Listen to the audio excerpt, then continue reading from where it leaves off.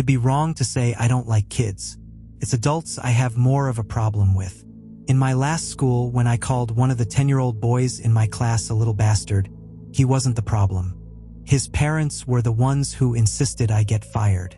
But that boy didn't mind me swearing at him because he knew damn well he'd keyed my car, even if I had no proof. He just thought it was funny, no different to the sort of interaction he'd have with an older sibling. On that note, I wouldn't say I like children either. Kids are little adults.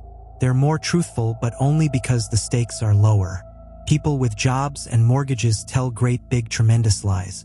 Kids don't have the weight of the world on their shoulders, so why lie about mistresses and promotions and why you've been crushing up antibiotics into your wife's morning smoothie?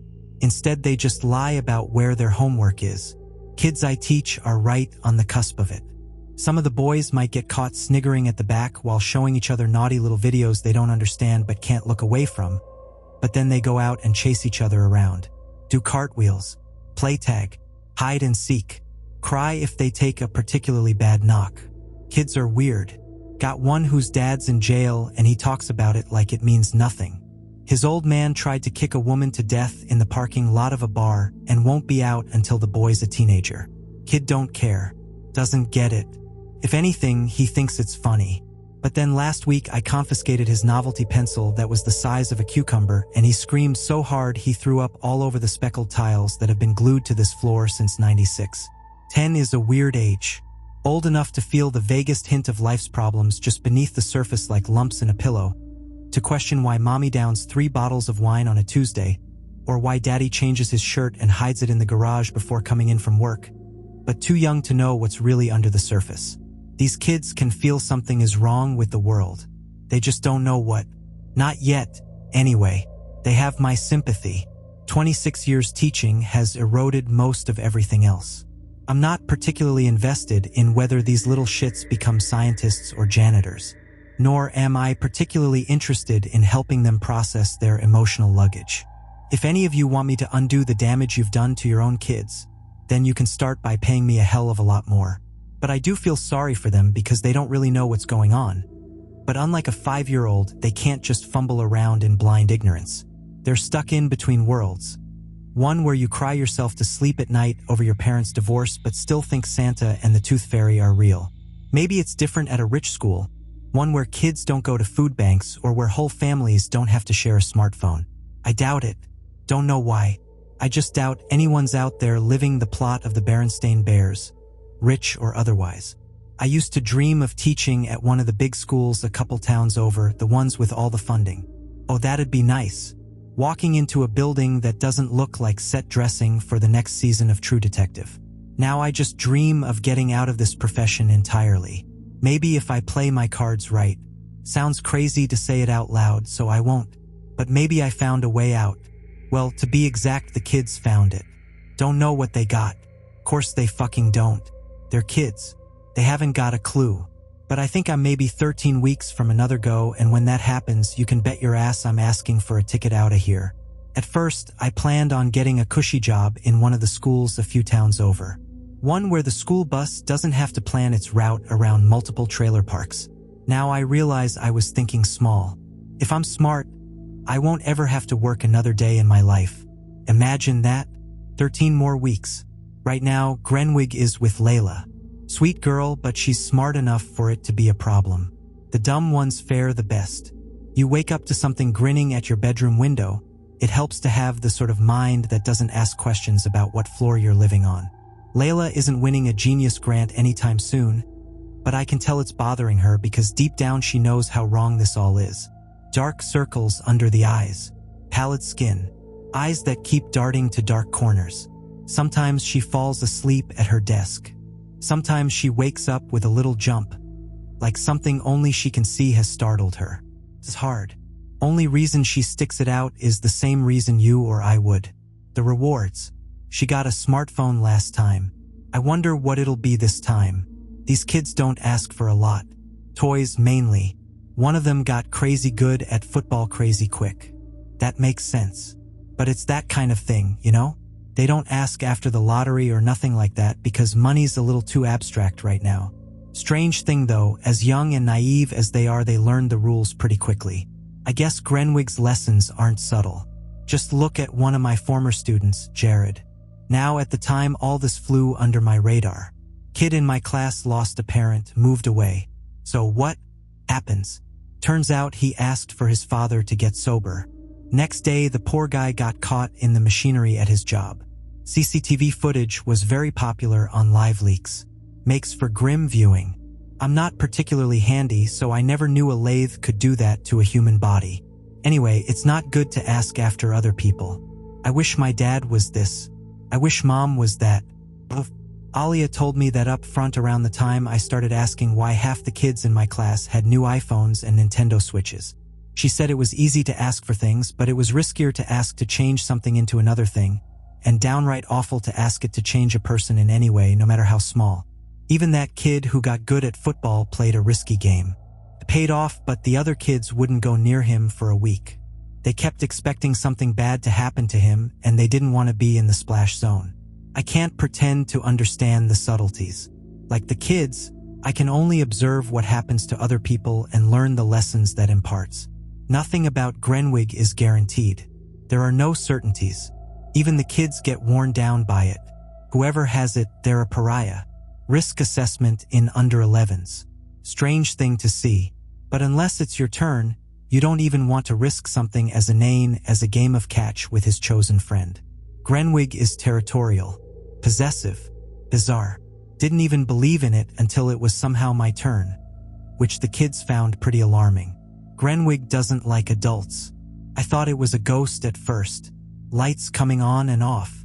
Footsteps in the corridor outside my apartment. Pretty creepy. Sharing my home with something I couldn't see. I didn't like it, but it had only been a couple of nights, and I did a good job of convincing myself there was no ghost or poltergeist. Just an overactive imagination. Yeah, sure, the TV channel changed, and there were finger marks on my bathroom window I hadn't put there. So what? Way at the back of my mind, I'd reserved a little bit of space for the possibility of a haunting, but otherwise I remained a skeptic. Jesus, if only it was as simple as a haunting. I don't know if I could explain to you how it felt that first time I woke to Grenwig gently stroking my toes. Jesus, the violation of it. The feeling of a world that didn't make sense. My eyes glared at his fingers, terrified, heart pounding, head throbbing like I'd taken a knock, and I kept waiting for it to make sense. My eyes wandered, tried to find the hands those fingers belonged to, but they just kept going, and going, and going. They stretched for meters until they disappeared into the shadow of my closet. Whole time they kept massaging the big toes, cold as ice. I started counting the knuckles, got to 13 and gave up. But they were fingers.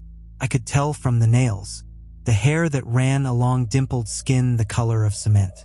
And then just as I started to really appreciate that I was awake, 100% stone cold sober and lucid, and what I was seeing wasn't a dream or a nightmare or some other fucking conjuration of the mind, just as I felt panic begin to flare up inside my chest like a burgeoning heart attack, those impossible long fingers withdrew into the darkness like a spider curling its legs. I got up and threw on the lights but found my closet empty. Felt like the world was coming apart. Had to be a night terror, I decided. Hadn't had one for decades, but what else could it be? I wanted to go back to sleep, to at least try, but I was so scared I couldn't face the dark again, so I decided to stay up. Went out into the living room and turned the TV on, plopped down onto the sofa, and let my head tilt back. I might have drifted off again. I don't know for sure. All I remember was the feeling as the cushion beneath me adjusted and I heard it. The sound of something tightening, like a creaking door. I looked down and saw white bands wrapped around the entirety of the sofa. Fingers. They tightened, and the material let out a groan as the tension went up a notch. I flew upwards in a terrible panic. By the time I turned back, the fingers were gone, but the indent they'd left in the sofa remained. This repeated itself all night. Each time I felt close to drifting off, those impossibly long fingers would reach out of the darkness somewhere and make an appearance. They knocked glasses off countertops, opened the fridge, turned on the oven, and, whenever possible, they touched me, stroked an ear, tickled my nose, slid between my fingers and tried to hold my hand. I tried to play chicken with it at one point, I stayed stock still as a greasy finger plucked at my lips and tried to find its way into my mouth. But before it met any success, I flipped out and ran shrieking into the corridor outside my apartment. Panting in the hallway, I told myself I'd never step foot in that apartment. But there was something about the way all my neighbors came to their doors one by one and just stared at me in my underwear and sweat-stained vest. I felt like a fucking idiot, and before I knew it, I was offering muddled apologies while slinking through my front door. By the time I got to school the next day, I felt like I was teetering on the edge of a breakdown. I genuinely suspected my day was going to end with me being carted off in a straitjacket. Last people I expected to find any understanding from were my students. But when I came in looking like a sleep-deprived drunk, they all stared at me in silence. And this wasn't the slack-jawed idiocy I'm sometimes used to with these kids. Like that time I told them I used to have a wife. This was something else. Took me a second to decipher it.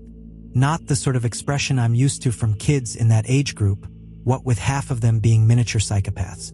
It was sympathy. They felt sorry for me. But when I took a step forward, every single one of them scooted their chairs backward. Just like that, it clicked. I'd spent the last year watching them take turns ostracizing one another, and I'd written it off as just a peculiar product of childhood social dynamics. Felt cruel, and I'd tried over and over to mitigate it. To sit with the excluded kids and talk with them, try to figure it all out. But it was an enigma, all of it. If it wasn't for the fact that this fucked up system seemed to operate on some kind of rota, I would have been forced to intervene. But as it was, the kid who was targeted would always be back with the crowd a week later, and they'd be the ones excluding someone else. But now all of that made sense. The way they were looking at me, pity, recognition. They knew what I'd spent the night going through, and for the last year they'd gone through it themselves one by one. "You should play with Grenwig, sir." One of the quieter girls piped up looking wide-eyed like a hostage at gunpoint, and all the other kids nodded. "Yeah, he wants to play. You need to play with him. He gets really impatient." A chorus of whispered ahus. "Grenwig," I muttered. One word. "Is that what it's called?" I wondered, and all the kids nodded like they could read my mind. There are no records of Grenwig anywhere, by the way. Good God, I tried 1,000 times over to find something. Anything. The best I could think of was that Grenwig was a kind of boogeyman. But what does that even mean? Just a word I used to give the world a little more shape. A little more structure. I'm not sure Grenwig has much of either. The games he plays are like what a toddler or a young dog would be interested in. Basic stuff. No rules. I move something. Grenwig moves it back. Hours lost tracing the spiral of my hair, or pulling at my cheeks and face to create strange new expressions, or flicking the lights on and off. During that week, I took to eating lunch in my car, largely because it was hard to be around people who couldn't see why a glass went flying at the wall, or why I had to keep stacking plates until they were so tall they toppled over. At least the kids gave me a heads up. Most important warning I ever got in my life. Every kid had their own observations, some more reliable than others. Most of them boiled down to the simple fact that for 7 days you belonged to Grenwig. You were a toy, a source of endless amusement for something that had the sense of humor of a 3-year-old. Pretty much every kid agreed on one concrete thing though. Saying no to Grenwig was dangerous. Now I can't say for sure, but I'm positive Grenwig gave the kids more leeway. He left them alone for lunch and dinner. Bedtime games were usually quieter. But for me, it was almost like part of the game was watching me go about my adult life as he did everything to fuck with me. He'd snatch at my steering wheel, giggling from the dark footwell, yellow eyes peering up from between my legs. He'd grab my phone and throw it into the middle of traffic. Or sit there tickling my neck and armpits as the principal demanded to know why my class's behavior was so erratic. He made it difficult, pushed me right up to breaking point. Eventually, I did snap. I slapped his hand away as he tried to mess with me during a traffic stop. Felt like screaming at him that he was this close to getting me shot. But of course I couldn't. Just had to sit there as this cop looked over my license and mulled giving me a sobriety test. Couldn't blame him. I'd been swerving all over the road until I saw the flashing lights. Didn't help when, as he approached my pulled-over car, he saw me slapping furiously at the steering wheel while hissing, "Stop it!" over and over. He inevitably issued the test, which I passed. The cop gave me a long, narrow-eyed stare before telling me to get some sleep. He must have figured I was just a stressed mental case instead of a drunk. And he was right. It was day 6 and I'd barely slept.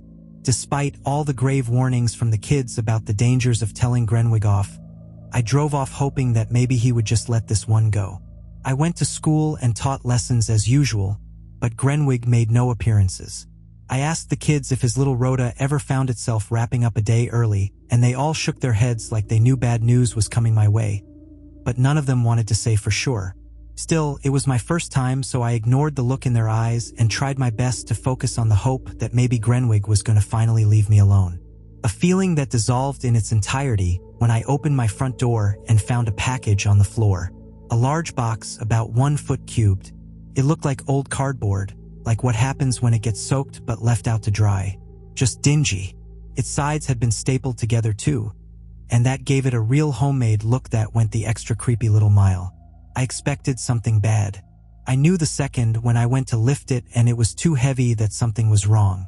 It just felt, well, it felt like lifting an overfull bucket from the bottom. And then there was the smell and the noises that sounded like a distant transmission of a mewing child.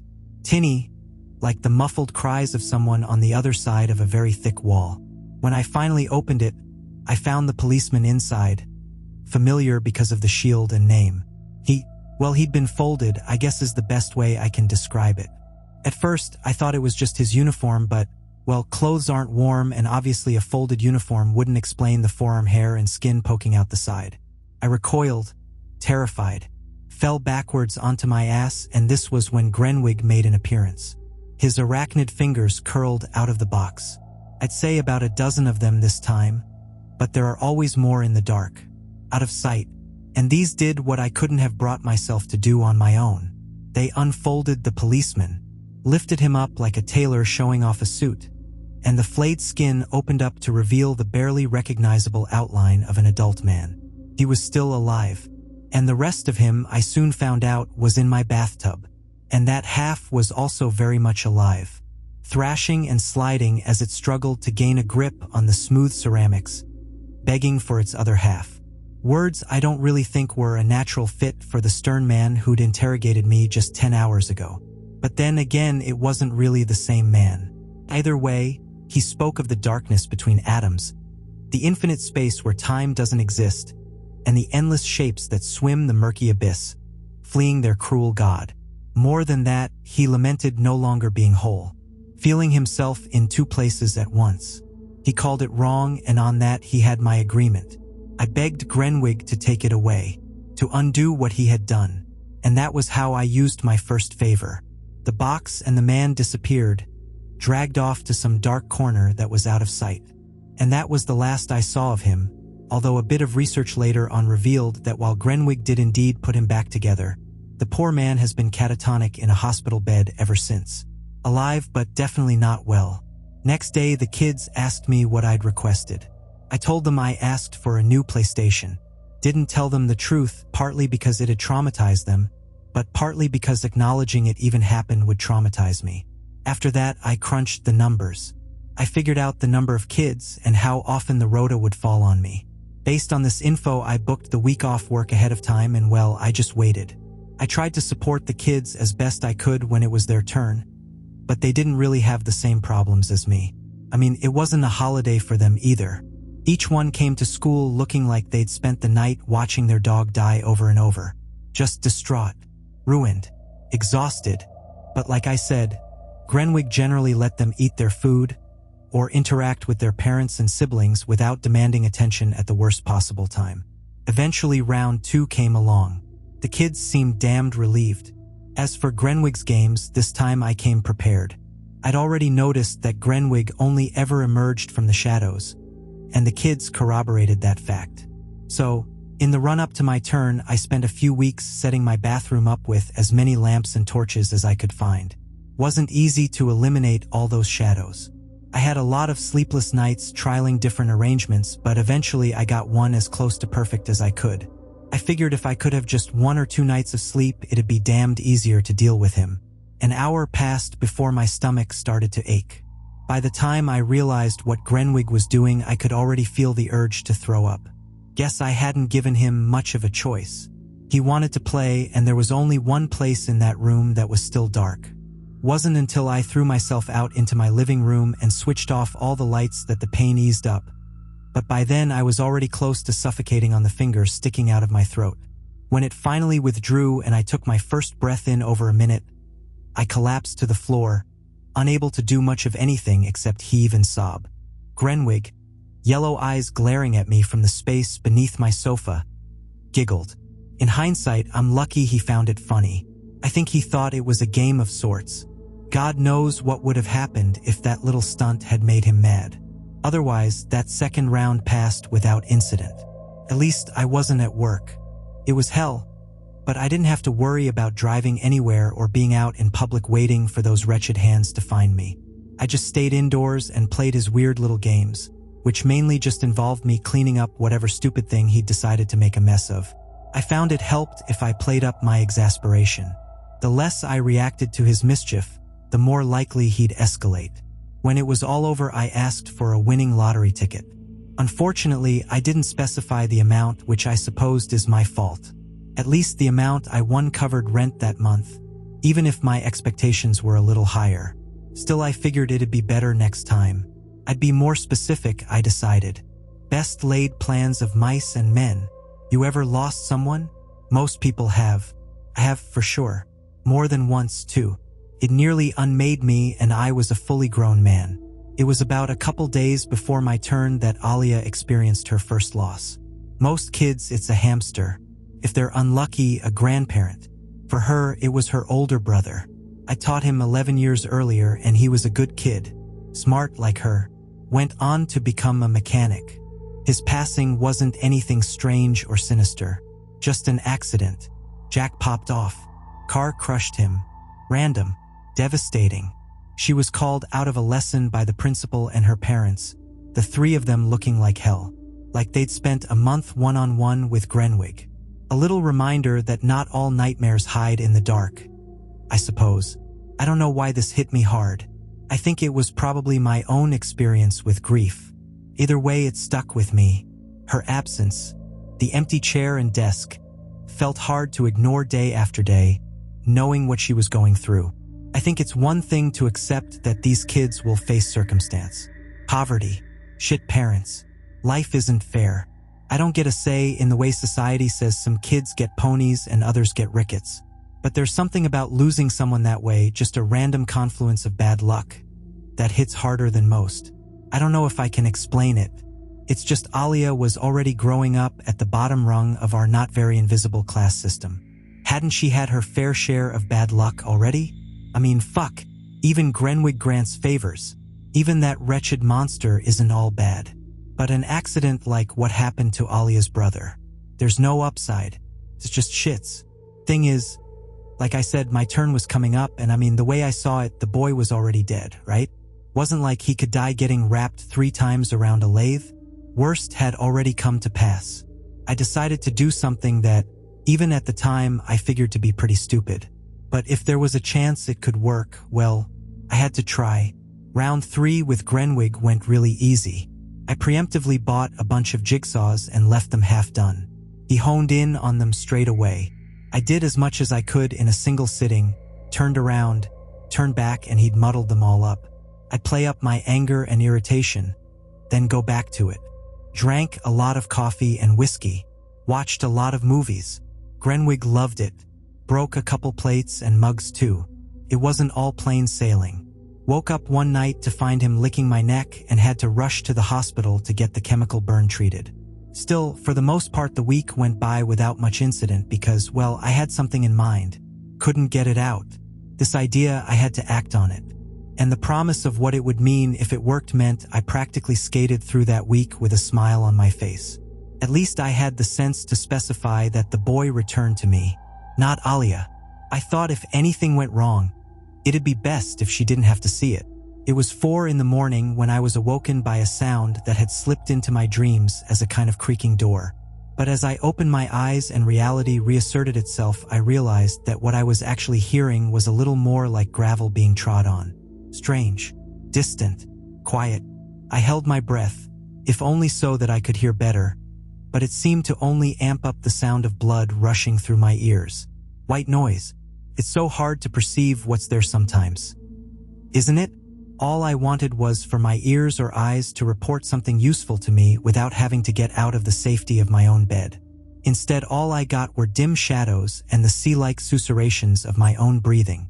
At least I could ascertain I wasn't alone in my apartment. Over time, the longer I waited, the surer of that I became. Something was out there, in the corridor between my bedroom and living room at a guess, moving with the kind of irregular rhythm that belongs only to living things. This wasn't the wind or some pipe settling. Something was moving, and it was moving in my direction. Low to the ground. A noise I couldn't put any shape to. Wrong. All wrong. Made me think of breaking pencils. Grinding teeth. In the end, I couldn't help myself. I got up and called out. Who's there? The words didn't feel real to me. The world took on the realer-than-real distortion that comes with terror, coupled with a prickling white heat at the nape of the neck. For a moment I swore I was outside my own body staring down at myself from above. It was too much, but that sound was clearer than ever before. There was no pretending this ghost wasn't real. I turned on the light. Alia's brother screamed and crawled away from the light. Neglected whimpers left behind like a trail that led me to the living room where I found him curled around a table leg. He was alive but not whole. Guess I hadn't given much thought to what a car would do to a man's chest. Every breath was a strange orchestra. Too many sounds to disentangle. Bone on bone. Crumpled ribs expanding, or at least trying to, and drawing oxygen into blood-filled lungs. Moss had grown across his face, even in the short time he'd been in the ground. A hand, ice cold, shot out and grabbed my wrist, and I cried out, but he didn't let go. He followed as I tried to push myself away, his bottom half trailing along, limp and misaligned with his torso. Felt like pulling a sack of meat across an ice rink. "Don't send me back," he whimpered. "Don't send me back." Eventually my foot hit the sofa and I fell onto it. He dragged himself using his hands over to the side so that we were face to face before I even had time to push myself upright. "He likes you," he whispered, and I recoiled at the smell of his breath. There are so few things in the dark that know how to leave, but he does. Don't ask him to send me back. Please. For the first time my mind started working. Was he talking about Grenwig? I wondered. But of course I told myself, who else? What's over there? I asked. He went to answer before the words choked in his mouth and his face twisted into a mask of melancholic agony. Trying to utter something, he burst into painful sobs. "Don't make me go back," was all he could manage to say. "Don't make me go back. Don't make me go back. Please, please, please don't send me back there. You don't know what they do to us." I don't know what to do," I stammered. The boy grabbed me and pulled me close. Unsure of how to comfort him, I let him hold me in an embrace. "We aren't the same when it's done with us." "What?" I never saw him take the knife from the kitchen, but I suppose he'd been in my home for longer than I'd been awake, and he had plenty of opportunity. First thing I felt, which surprised me even in the moment, was that it suddenly became hard to breathe. That was the punctured lung. Felt like the worst pneumonia I'd ever had come over me in the space of 5 seconds. Just boom, suffocating on your own blood. So much that it spilled over my lips and down my chin. By the time I registered the aching waves of dull agony pulsing out of the spot on my rib cage, I was already slumping back down onto the sofa, sitting there like I was getting ready for a Friday night move. Not that I was helpless. I took maybe 2 seconds, tops, to accept what had happened, to understand it, and then I was able to drive my heel into his head as he tried climbing up onto me. Weirdly, his broken back helped him. He sorts of just bent with the blow, but it didn't actually dislodge him. I had to kick him again to do that, and then I had to stand up and do it again and again, and I think around the 4th or 5th kick I realized I had something of a problem. The pain didn't really bother him. Not when I kicked him in his pulp chest. Not when I stamped on his hand as he tried to push himself back up for the 10th time. Not even when I rolled him over and stamped on his head, struggling to aim my foot through the tears in my eyes. Even after I'd immobilized him, Even after I fumbled around and found an old bike helmet and clubbed his skull until my arm grew sore, he didn't cry out in pain. He just kept trying to get back up. Fuck! I screamed as seconds turned to minutes, which just kept ticking on. Felt like I was swinging for hours, but in truth I don't know how long. Eventually I stopped for breath and frantically looked from one corner of the room to another, desperate for the first time in my life to see those horrible long fingers. "Take him!" I cried. "For God's sake, take him back." I suspect he'd been waiting and watching, because with very little delay Grenwig finally made his appearance. Yellow eyes, clustered together like frog spawn, winked at me from a shadow under the table. They seemed self-satisfied, as they always did, but I didn't care. The mutilated man who lay on the floor continued to bark with wet laughter, pawing at me with broken fingers. I was feeling faint, and my whole right side was burning hot and cold all at once as warm blood began to cool. "Oh God!" I cried. "Just take him back." Grenwig's hands wasted little time, and that man's laughter grew only more hysterical as the fingers wrapped around his chest and legs and slowly towed him towards the dark. I felt a brief moment of relief as I hoped this would be the end of my mistake. But then I felt his arms wrap around my legs. Even broken, his strength was something special. Trapped in a bear hug, slowly being pulled towards that abyssal shadow, I began to panic. But it was far too little and far too late. I went feet first, a feeling like nothing else I'd ever had. In the end, I was clinging by the tips of my fingers to an impossible ledge. Above me was a sort of opening with no defined beginning or end, and on the other side lay my living room. I looked down and, for the first time, saw Grenwig as a whole. In hindsight, it had been a mistake to think of him as humanoid. I think I just decided the boogeyman should look like a man, but what floated in the strange ether beneath me was more akin to a jellyfish or maybe a spider. I don't know. It was dark in that void, and yet impossible clear. I could see things in there, more than just Grenwig. It's defied dimensions as we understand it. It was both an ocean and a landscape. In the distance, Leviathans swam through open space. I'm not even sure I was seeing based on light. When I blinked, I still saw everything. Grenwig found it all hilarious. He had a mouth, and it laughed maniacally as it peeled Alia's brother from around my waist, leaving me free to kick and pull my way back into reality. As I slid onto the carpet of my living room, his laughter persisted. As soon as I was out, I crawled and rushed to the bathroom where I locked the door and passed out. Grenwig's next turn with me lasted 2 weeks, which I think was because I made 2 requests. One for Alia's brother to return from the dead, and the other for him to be taken away. Either way, I didn't begrudge Grenwig's games, but it did mean I didn't get another request. I have to wait until next time. Meanwhile, I've watched the children approach the end of the school year, and I find myself wondering if they'll age out of Grenwig or take him with them into the next teacher's class. If he leaves them alone, will he terrorize the next lot of kids I teach? Either way, I think Grenwig will let me double up again, and that's important because if so, I know what I'm going to do. Like I said before, I'm out of here. No more teaching. I'm cashing out. But I've decided, after what I did to Alia and her brother, that I can at least take Grenwig with me. He can become a permanent friend. Leave the kids the hell alone. I don't want him following them or haunting the next bunch to come along. I'm gonna stuff my pockets so full of cash that I can build him and me a playground and he won't ever have to bother them again. They have enough to deal with,